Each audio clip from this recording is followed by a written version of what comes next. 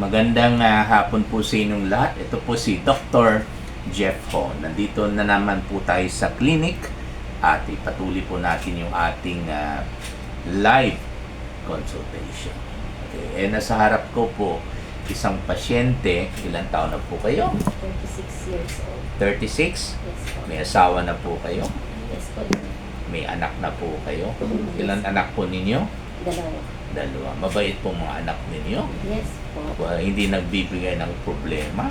Hindi naman. About yung asawa ninyo, mabait rin po? Super. Super, okay. Saan po nagtrabaho yung asawa ninyo? Sa field o sa office? Sa field po. Sa field. Kayo po sa field o sa office? Sa office. Meaning, Monday to Saturday? Monday to Friday. Oh, talaga. 8 to 12, 1 to 5. 8 to 7. Talaga? Yung up to 7 o'clock ng gabi. Talagang daily po yan. Yes po. Talagang yung trabaho ninyo, kailangan, so you must be working for 10 hours a day. Yes. More or less 10 hours. Okay. Minimum naman po ang sahod ninyo. Above minimum. Tapos may overtime pay pa. Parang ganon. Hindi nakasali ako po. I see. Bali, dati po Monday to Saturday, 8 to 5. Ayun. Kaya yung Saturday na oras, dinidistribute sa Monday to Friday na. Ayun.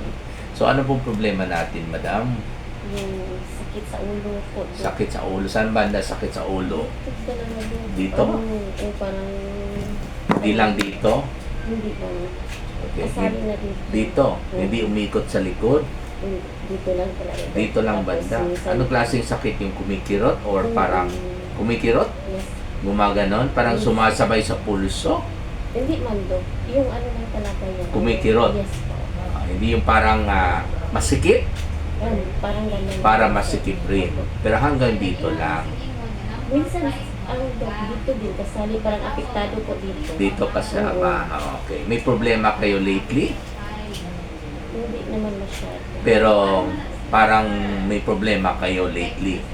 Yes po. Nauna pa yung problema ninyo kaysa itong sakit sa ulo. Hindi pa po. Ano na, parang... Nauna na yung sakit sa ulo ninyo kaysa yung problema. Ha? Yes po. Okay? So, ilan na araw na po yung sakit sa ulo niyo or ilan weeks? Sa one day, siya, parang motocar siya. Ang ibig sabihin, ilan araw na po yung sakit sa ulo niyo? Kailan talaga nag-umpisa yung sakit sa ulo ninyo? Minsan gabi na siya 3 days. Kailan po nag-umpisa? Last month lang po. Last month, ibig sabihin December. Opo. December, ano yan?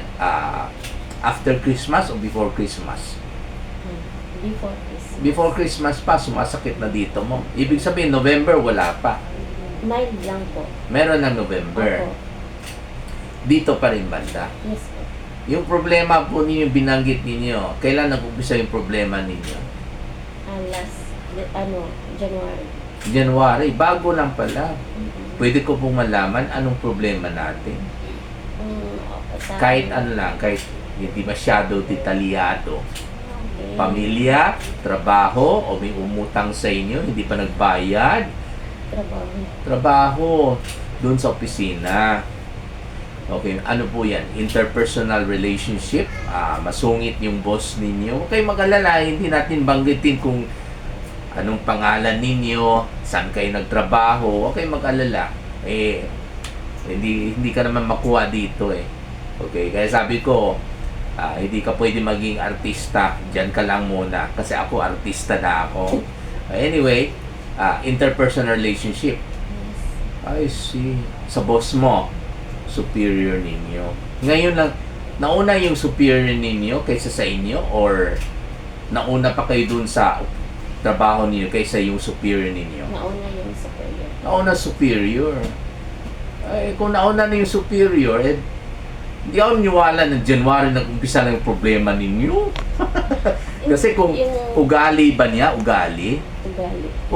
So, nauna pa yung superior niyo. So, nauna na siguro yung sakit or yung problema ninyo noon before sumakit yung ulo ninyo. Tama po ba? Iba din kasi yung siya Dok eh. Ay, iba. Oo nga. Ibig sabihin, nagbago yung ugali niya. Bago After- lang? Yes. Ito lang January? Ay, pero matagal na siya sa opisina ninyo. Yes po. Okay. Bakit nagbago kaya, if I may know? Siguro sa attitude niya na may complaint. May complaint. Okay. So, dati na po yung attitude niya, ganon.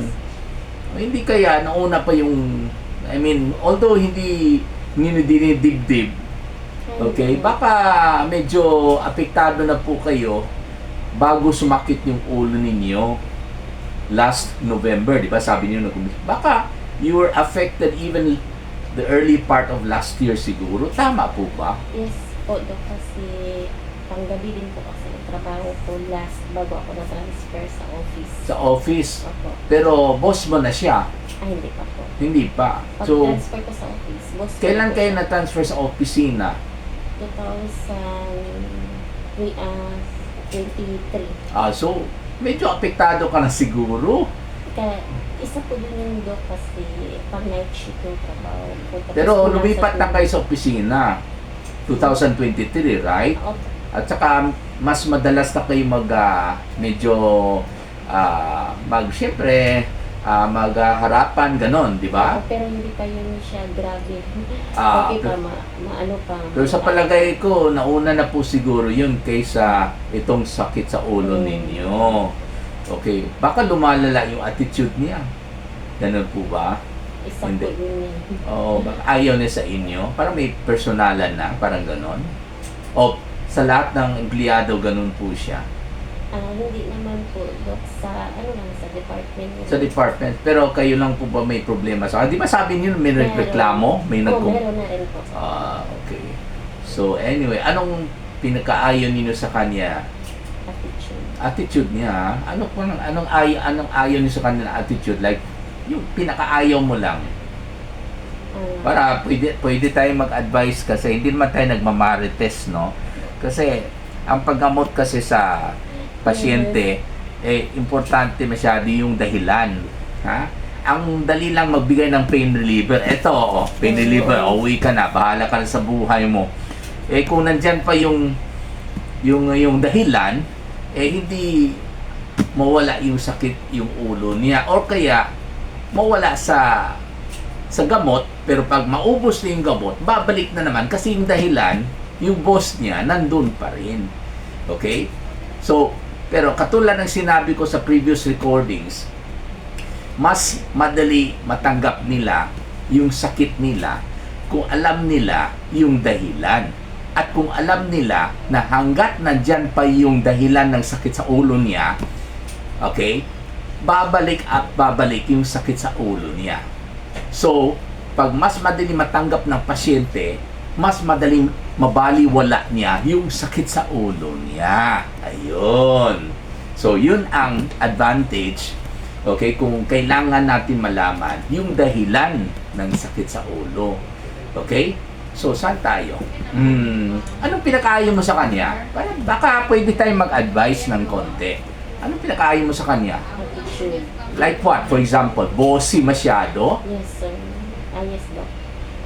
Yung Tapos, pakialamera. Pakialamera ng buhay. ng buhay, even personal na buhay Yes. ninyo. Okay. Okay, sige. So anyway, yun lang. Well, hanggat nandyan pa siguro siya, ang hirap siguro mawala yung sakit sa ulo ninyo. Bukod dyan, meron ka ba ibang problema? Wala naman po. Wala po. Okay, wala kayong palagi may baradong ilong? Ayan, isa din po yan. Palaging baradong ilong ninyo? Oo. May sinusitis po kayo before? No. Kasi dito banda yung sinuses frontal sinuses. Dito yung ethmoid. Pag may sinusitis tayo sa frontal sinuses, dito ang sakit. Pag may sinusitis tayo sa ethmoid at sa sphenoid sinuses na nasa likod sa nose bridge, nasa likod, dito ma-reflect yung sakit sa ulo. Kaya pwede rin sinusitis yan. Pero wala naman po kayong fever. Wala po. O hindi kayo Yung bang yellow ang sipon, hindi naman po. Hindi po. Hindi naman po barado ang ilong ninyo. Hindi naman po. Okay, sa ngayon po, wala kayong sipon. Meron po. Meron, hindi naman po barado. Hindi. Pero yung sipon nila watery, parang tubig. Ano, Parang puti, mucoid, parang whitish, crema. yellowish. Yes. May amoy.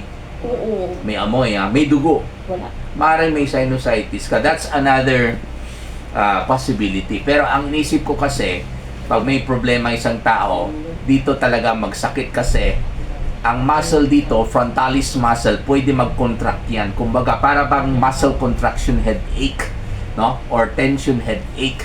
Of course, meron din tayong muscle dito, okay, yung occipitalis muscle, or at saka dito, meron tayong muscle dito, yung temporalis muscle. Kaya pag may problema, hindi lang dito ang masakit, pati dito ang masakit, pati dito ang masakit. Kasi, ang frontalis muscle, ang temporalis muscle, at saka occipitalis muscle, magsabay mag-contract yan, mag-tense, dahil nga sa problema. Kaya, yung tinatawag natin na muscle contraction headache or tension headache, okay, is characterized by a band-like sensation, parang masikip dito, up to sa likod. Okay? Pero pwede rin, selective lang po yung muscle. Pwede rin frontalis muscle lamang. Kaya, may dalawang posibilidad or may dalawang dahilan kung bakit sumakit ang ulo ng pasyente. Yung number one, yung muscle contraction headache or yung tension headache, at saka number two, yung sinusitis. Pero wala naman po kayong fever, no? Okay. Wala rin kayong high blood pressure. So, ano lang, sa side lang ng Pero never been told na may high blood kayo. Wala, asthma lang. Okay. Hindi po kayo nauntog sa ulo. Okay. Accidentally, wala talaga. Wala kayong fever, no? Wala naman po. Okay. So anyway, kung talagang muscle contraction headache lamang, okay, pwede siya mag-inom ng yung ordinary pain relievers like mefenamic acid, the mildest, 500 mg capsule, 1 capsule 3 times a day for 5 days, no? Okay? At saka, pwede rin po yan sa sinusitis. Since yellow na yung sipon niya at saka may amoy daw, kailangan po siya ng antibiotic. Pwede siya mag-inom ng cefalexin, 500 mg capsule, 2 capsules 3 times a day for 7 days. At saka mag-inom rin siya ng decongestant like Simdex tablet, 1 tablet 3 times a day for 5 days. Okay? I-check ko pa yung blood pressure niya at saka syempre, hindi naman sa okay? Syempre, kailangan magbago talaga yung ugali ng kaniyang boss. Okay? Otherwise, patuloy pa rin yung sakit sa ulo niya pag maubos na po yung gamot niya. Maraming salamat po.